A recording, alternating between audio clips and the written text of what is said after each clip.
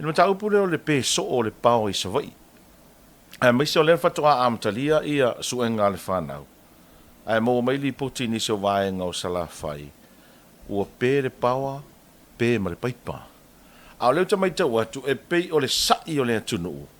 E pei o le avea nga i le au whai ngā luenga le whaalabo tonga o le malu si anga tau ele tisi. Whamatau sa o le vaenga.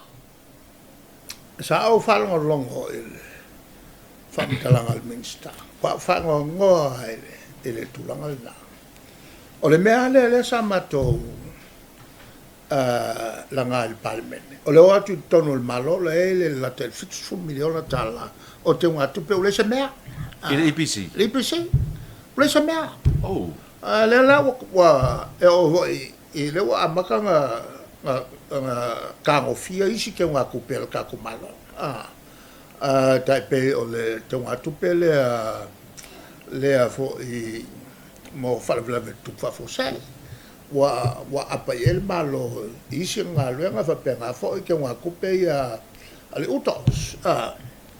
Ole tulanga i mei te usanga nei lo le leia ele malo ma le minsta ma le whangaluenga o leo kakuanga i aku i vai kaimi o ke monga ma makangi ma la whaina o el tise pa u iai ia la aulu e kawala on ka penga o mai meia e reso ka penga o whai po kwale mfaya sa ka penga onga olele ai o se kupi ya e whaingo fianga fole mele ile ia o kupe ai o le whaingo fia le vo sa fa salau mai ia afi fai a me so mai ala me o kupu ia finga fa fala ia fi ai fa penga foi la mo pot wa kupu le to tele tanga ai nga fai la to moli wa kupu foi business o mo kwa mo mia ile kisi kale la wali ali mai e ke pelo